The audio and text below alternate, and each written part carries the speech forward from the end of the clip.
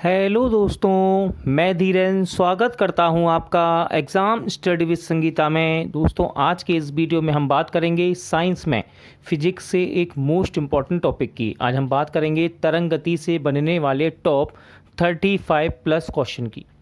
दोस्तों, आप किसी भी एग्ज़ाम की तैयारी कर रहे हो, चाहे वे रेलवे का एग्ज़ाम हो, एसएससी का, या फिर किसी स्टेट लेवल का कॉम्पिटिटिव एग्ज़ाम, फिजिक्स से तरंगति एक मोस्ट इंपॉर्टेंट टॉपिक है। यहाँ से बार बार क्वेश्चन एग्जाम में रिपीट होते हैं और इस वीडियो में मैंने आपके लिए मोस्ट इंपॉर्टेंट एक्सपेक्टेड और वही क्वेश्चन यहाँ पर रखे हैं जो कि परीक्षा में बार बार आते हैं। ये वीडियो आपके लिए एक क्विक रिवीजन होगा। एग्ज़ाम से पहले आप इसको एक क्विक रिवीजन के तौर पर देख सकते हैं। वीडियो यदि आपको अच्छा लगता है, हेल्पफुल लगे, तो प्लीज़ वीडियो को लाइक और शेयर ज़रूर कीजिएगा। और यदि अब तक आपने हमारे चैनल को सब्सक्राइब नहीं किया है तो प्लीज़ चैनल को सब्सक्राइब जरूर कीजिएगा, जिससे कि आपको मेरे आने वाले नए वीडियो का नोटिफिकेशन टाइम पर मिलता रहे। तो चलिए स्टार्ट करते हैं। तरंग गति, वेव स्पीड। प्रकाश तरंगें किस प्रकार की तरंग का उदाहरण है? इंपॉर्टेंट है क्वेश्चन। तो अनुप्रस्थ तरंगें होती हैं प्रकाश तरंगें, ठीक है। लाइट वेव्स क्या होती हैं? अनुप्रस्थ तरंगें। बंद चूल्हे यानी कि ओवन की बात कर रहा है। ओवन में किसका प्रयोग किया जाता है? आंसर है सूक्ष्म तरंगों का, यानी कि माइक्रोवेव का। एक रडार शत्रु के वायुयान की उपस्थिति का पता लगाने में कौन सी किरणों का प्रयोग करता है? तो ये करता है रेडियो तरंगों का प्रयोग, ठीक है। एक रडार शत्रु के वायुयान की उपस्थिति पता लगाने के लिए रेडियो तरंगों का प्रयोग करता है। भूकंप तरंगों में एस तरंगें किस प्रकार की तरंग का उदाहरण है? तो भूकंप तरंगों में जो एस तरंगें होती हैं ये अनुप्रस्थ तरंग का ही उदाहरण है। इंपॉर्टेंट क्वेश्चन है, समीप आती हुई रेलगाड़ी की सीटी की आवृत्ति या तीक्ष्णता बढ़ती जाती है, ऐसा किस कारण से होता है? तो ये डॉपलर प्रभाव के कारण होता है। किस कारण? डॉपलर प्रभाव के कारण। रात्रि दृष्टि उपकरण यानी कि नाइट विजन डिवाइस में प्रयोग की जाने वाली तरंग कौन सी है? तो ये होती है इंफ्रारेड वेव्स, यानी कि अवरक्त तरंगें होती हैं ये।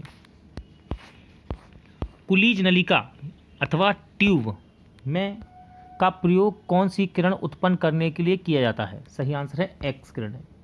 इंपॉर्टेंट है, कोबाल्ट 60 सामान्यतः विकिरण चिकित्सा में क्यों प्रयुक्त होता है? तो याद रखिएगा, कोबाल्ट 60 गामा किरणों का उत्सर्जन करता है। दृश्य प्रकाश यानी कि विजुअल लाइट का तरंग दैर्ध्य कितना है? तो ये होता है 390 से 750 नैनोमीटर के मध्य। इंपॉर्टेंट क्वेश्चन है, आंतों से संबंधित रोगों के निदान में कौन सी किरणों का प्रयोग किया जाता है? राइट आंसर है एक्स किरण है। एक्स किरणों का ही प्रयोग करते हैं आंतों से संबंधित रोगों के निदान में। स्थिर जल में पत्थर फेंकने पर उत्पन्न तरंगें किस प्रकार की तरंग का उदाहरण है? तो ये है अनुप्रस्थ तरंग का उदाहरण। कीड़ों तथा क्षति पहुंचाने वाले जीवों को घरों से दूर भगाने के लिए किस तरंग का प्रयोग करते हैं? राइट आंसर है अल्ट्रासोनिक तरंग का। क्रिस्टल की संरचना ज्ञात करने के लिए किन किरणों का प्रयोग किया जाता है? इंपॉर्टेंट है क्वेश्चन। तो क्रिस्टल की संरचना ज्ञात करने के लिए एक्स किरणों का प्रयोग करते हैं। अल्ट्रासाउंड तरंगें किस प्रकार की तरंग का उदाहरण है? तो अल्ट्रासाउंड तरंगें अनुदैर्ध्य तरंग का उदाहरण होती हैं। किसका? अनुदैर्ध्य तरंग का। दीर्घ रेडियो तरंगें वायुमंडल की किस परत से परावर्तित होती है? राइट आंसर है आयन मंडल से, ठीक है, आयन मंडल से। इंपॉर्टेंट है क्वेश्चन, परावैंगनी किरणें, एक्स किरणें, सूक्ष्म किरणें व गामा किरणों को तरंग दैर्ध्य के आरोही क्रम में लगाइए। आरोही क्रम यानी कि छोटे से बड़ा क्रम, ठीक है, आरोही क्रम होता है ये। तो लगाते हैं आरोही क्रम में। देखिए, सबसे पहले आएंगी गामा किरणें, इसके बाद एक्स किरणें, परावैंगनी किरणें और सूक्ष्म किरणें, ठीक है, सूक्ष्म किरणें। सुदूर संवेदी युक्ति नियंत्रण रिमोट कंट्रोल डिवाइस में एक अंतर्निर्मित स्रोत होता है। तो ये होता है अवरक्त किरणों का। दो उत्तरोत्तर सुरंग अथवा दो उत्तरोत्तर गर्तों के बीच की दूरी को क्या कहते हैं? तो इसको बोलते हैं वेवलेंथ, यानी कि तरंग दैर्ध्य। डोरी युक्त यंत्रों में उत्पन्न तरंगें यानी कि जैसे कि सितार, गिटार, बीड़ा की बात कर रहा है, ये किस प्रकार की तरंग का उदाहरण है? तो ये अनुप्रस्थ तरंग का उदाहरण होते हैं। ध्वनि तरंगें किस प्रकार की तरंग का उदाहरण है? तो ध्वनि तरंगें अनुदैर्ध्य तरंग का उदाहरण है।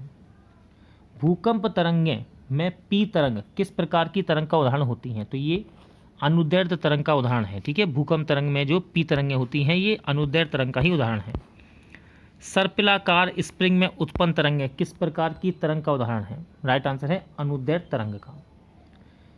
गामा किरणों की खोजकर्ता कौन है? पूछा जाता है एग्जाम में ये। तो गामा किरणों की खोजकर्ता है हेनरी बेकुरेल। ठीक है, हेनरी बेकुरेल। एक्स किरणों की खोजकर्ता कौन है? इंपॉर्टेंट है, एक्स किरणों की खोज की थी WC रोंटजन ने। परावैंगनी किरणों की खोजकर्ता कौन है? अल्ट्रा वायलेट रेडियंस के। तो जोहान रिटर ने परावैंगनी किरणों की खोज की थी। दृश्य किरणें विजुअल रेडिएशन की खोजकर्ता कौन है? आंसर है न्यूटन। ठीक है, न्यूटन है। अवरक्त विकिरण की खोजकर्ता कौन है? इंफ्रारेड रेडिएशन के खोजकर्ता हैं विलियम हार्सेल। इंपॉर्टेंट है, एग्जाम में आता है ये, विलियम हार्सेल। लघु रेडियो तरंगों की खोजकर्ता कौन है? सही आंसर है हेनरिक हर्ट्ज। दीर्घ रेडियो तरंगों की खोजकर्ता कौन है? तो इसकी खोज की थी मार्कोनी ने। किसने? मार्कोनी ने। गामा किरणों के प्रमुख उपयोग क्या है? तो देखिए गामा किरणों का उपयोग यहाँ पर देख लीजिए, एग्जाम में पूछ लेता है। नाभिकीय अभिक्रिया तथा कृत्रिम रेडियो सक्रियता में किया जाता है गामा किरणों का प्रयोग। एक्स किरणों के प्रमुख उपयोग क्या है? तो एक्स किरणें चिकित्सा और औद्योगिक क्षेत्र में इनका उपयोग किया जाता है। परावैंगनी किरणों के प्रमुख उपयोग क्या हैं? तो सिकाई करने में, प्रकाश विद्युत प्रभाव उत्पन्न करने में और जीवाणु को नष्ट करने में परावैंगनी यानी कि अल्ट्रा वायलेट रेडिएशन का प्रयोग करते हैं। दृश्य किरणों के प्रमुख उपयोग बताइए। तो इनकी उपस्थिति से वस्तु दिखाई देती है। देखिए इनका नाम ही है दृश्य किरण यानी कि विजुअल रेडिएशन। अवरक्त विकिरण के प्रमुख उपयोग क्या हैं? तो फोटोग्राफी में, सिकाई में, टीवी के रिमोट कंट्रोल में अवरक्त किरणें यानी कि इंफ्रारेड रेडिएशन का प्रयोग होता है। इसमें सबसे ज़्यादा इंपॉर्टेंट क्या है? फोटोग्राफी और टीवी के रिमोट कंट्रोल में। लघु रेडियो तरंगों के प्रमुख उपयोग क्या हैं? तो देखिए रेडियो, टेलीविजन, रडार व टेलीफोन में इनका प्रयोग होता है लघु रेडियो तरंगों का। इसके बाद है दीर्घ रेडियो तरंगों का प्रमुख उपयोग क्या है? तो रेडियो एवं टेलीविजन के प्रसारण में इनका प्रयोग किया जाता है।